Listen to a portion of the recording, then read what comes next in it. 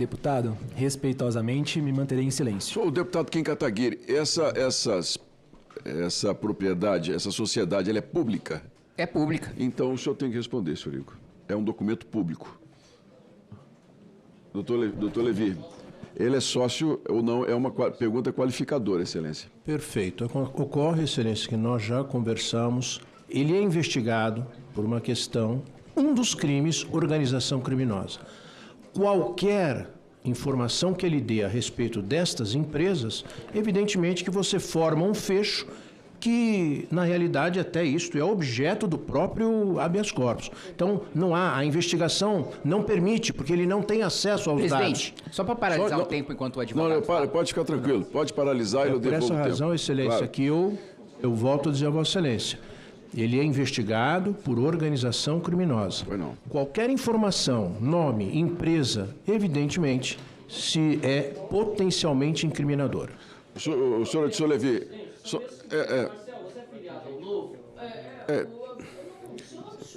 isso que eu ia colocar. Com a máxima vênia, doutor Levi, é uma informação pública que consta numa junta comercial. Não é? É uma pergunta qualificadora. Ele vai dizer sim ou não, apenas. Se é um dado público, Excelência, acho que não há por que fazer o questionamento a ele. Claro que Se é um dado dado público. Uma linha, vamos lá. Eu diria o seguinte, a questão é... Não, presidente, quem decide se faz sentido eu fazer alguma pergunta sou eu. A defesa escolhe se responde ou se não responde. Isso, agora, exatamente. se há Nós uma não coerência vamos na linha de responder. raciocínio ou não, Não se eu vai devo responder. perguntar ou não cabe a defesa. Só uma intervenção aqui do vice-presidente. Pois não. Presidente, até para auxiliar na condução dos trabalhos, auxiliar Vossa Excelência, é direito do advogado, de acordo com o artigo 7º da Lei 8.906/94, fazer uso da palavra pela ordem. Mas eu quero atentar, senhor presidente, que diz o seguinte, artigo 7º, inciso 10, usar da palavra pela ordem em qualquer juízo ou tribunal mediante intervenção sumária. O que a gente está vendo aqui são discursos. Então, enquanto diz que o cliente tem o direito de permanecer calado, mas o advogado vem aqui para fazer discurso. A intervenção, o direito pela ordem do advogado é de fazer intervenção sumária, objetiva, não de fazer discurso aqui nessa CPMI. Quem é que tem que falar é o depoente, não o advogado fazer discurso. Obrigado pela colocação, vice, até pelo posicionamento, mas eu entendo que o advogado tem o direito de se manifestar nessas questões da explicação sobre o direito de resposta ou não.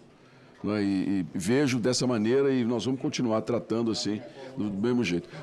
Deputado Kim Kataguiri, o senhor tem uns 10 minutos para dar sequência. Perfeito. Obrigado, presidente. Bom, o que o investigado não quiser responder, eu vou afirmar. E aí cabe a ele exercer o seu direito de desmentir ou não, né? Não sou eu que vou sair definitivamente, se tem uma pessoa que vai sair dessa CPMI com fama de ser ou de não ser ladrão, não sou eu. Então, o senhor Igor, ele é sócio da Power BI, da Engaja, da Rinotec, da Ascenc, da ICD e da Client Hub. E todas essas empresas criadas aí, feitas em alfaiataria sob medida para atender a organização criminosa de cada uma das associações que desviaram dinheiro. Muitas dessas associações ele próprio era dirigente, né? Incluindo a citada pelo relator, a ASAP. A ASAP, que teve o seu acordo de cooperação técnica, que permitiu que roubasse de aposentado, liberado pela Dirben sobre o comando de André Fidelis.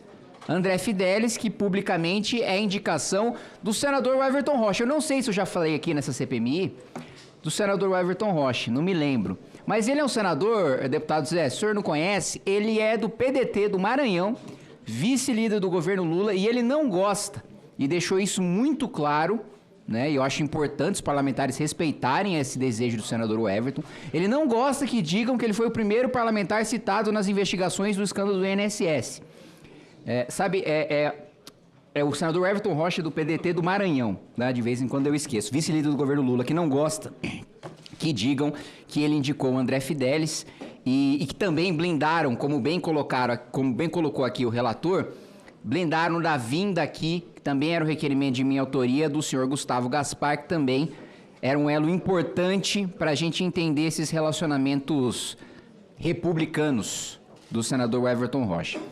Vamos lá. É o senador Everton Rocha, do PDT do Maranhão, vice-líder do governo Lula. Só pra gente, é importante, eu tenho um problema de memória. Em 15 anos também o nosso investigado... Em 15 anos não, tô sendo generoso aqui. Em um ano, o nosso investigado aqui movimentou 15 milhões de reais na pessoa física. É de fato aí um programador tem um programador não, um sujeito que tem como hobby, né, a programação, um sujeito de muito sucesso. Houve um documento da Controladoria Geral da União, coloca o investigado, o Igor, como elo da engrenagem na rede que ligava os descontos a sites de assinatura digital usados para filiar esses aposentados. E essas empresas de tecnologia criadas pelo investigado eram usadas por entidades que roubaram os aposentados, como é o caso da APEM, da Amar Brasil, da Masterprev e da Andap, né? O senhor Igor, o senhor que era responsável por fazer esse relacionamento entre as suas empresas e essas entidades que contratavam essas empresas? Deputado, respeitosamente permanecerei em silêncio. Muito bem. Bom, não só o investigado ele era responsável por fazer esse relacionamento, como era ele próprio, presidente, dirigente dessas entidades, né? Ou seja, eu sou, magicamente, vamos lá, eu tenho como hobby o TI. Magicamente eu surjo como um dirigente sindical, né? E de associação de aposentado.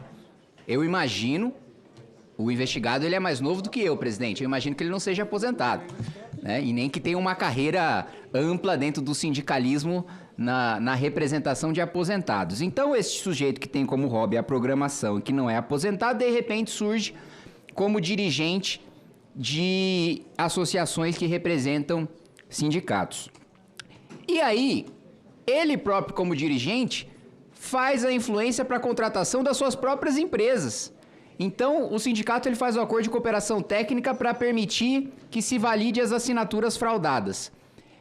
Um dirigente desse sindicato que permite que essas assinaturas fraudadas sejam enviadas ao INSS para fazer o desconto associativo, fornece o próprio serviço que valida o acordo de cooperação técnica e permite que esses descontos sejam feitos. E aí entra um ponto importante que já foi levantado aqui pelo relator. Como eu disse aqui, eu não sou nenhum programador brilhante, faz uns 10 anos que eu não escrevo uma linha de código. A minha incompetência não é por causa dos meus professores, é por minha mesmo.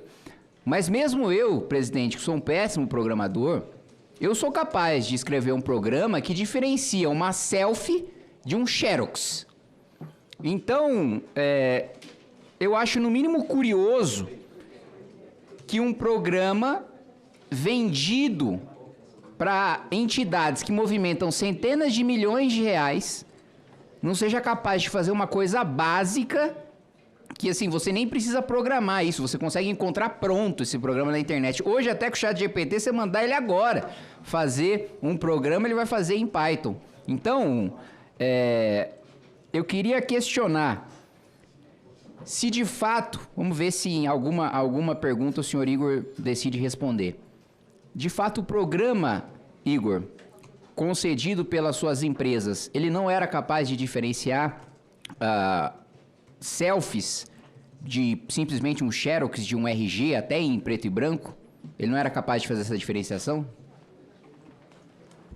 Deputado, respeitosamente ficarei em silêncio. Atenção, meus ex-colegas de sala.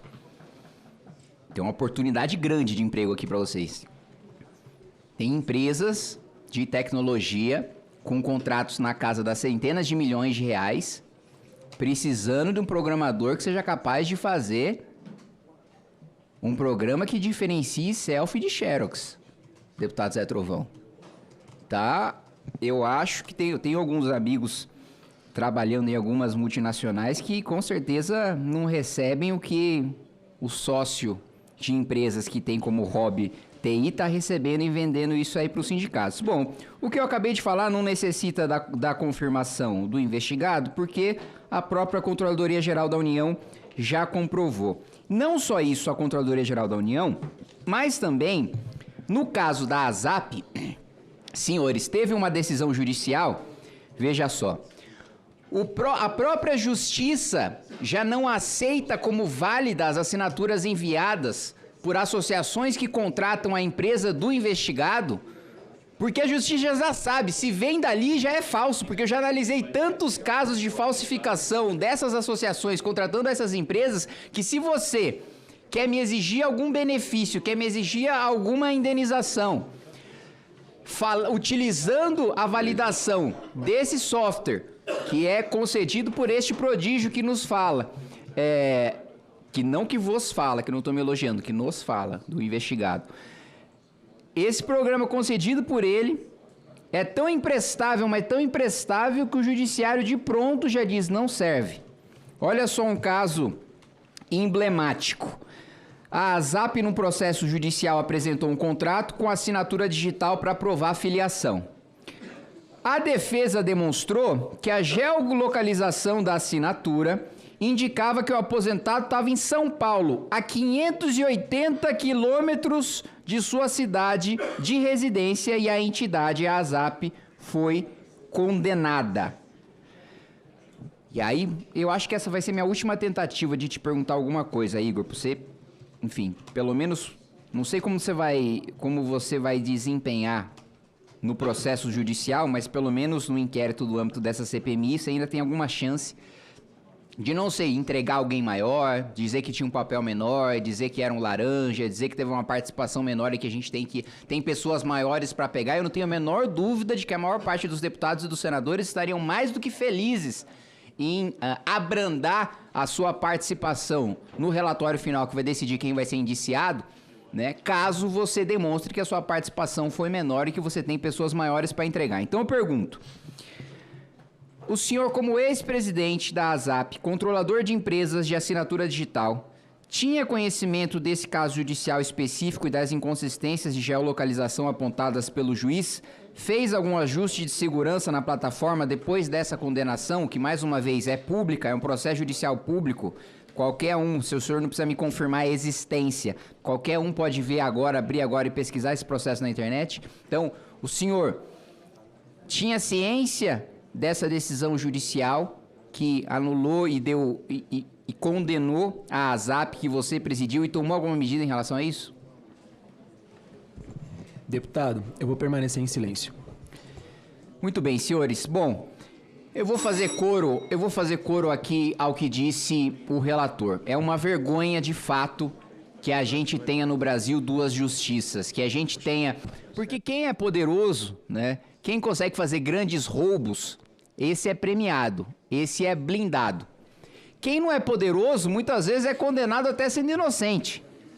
Então, infelizmente, nós temos uma assimetria gigantesca no nosso país e muitas vezes com o respaldo da Suprema Corte, que deveria fazer o trabalho contrário, que deveria representar um equilíbrio. Quando um poderoso rouba, quando um poderoso mata, quando um poderoso trafica, a Suprema Corte devia ter poder e independência para segurar o poder desse criminoso poderoso e aí condená-lo, e aí mandá-lo à cadeia. Infelizmente, não é isso que está acontecendo, mas assim expressar, assim como o relator fez, o meu desejo. O investigado, senhor Igor, no que depender das minhas vontades e da minha sede de justiça, gostaria muito de ver o senhor preso.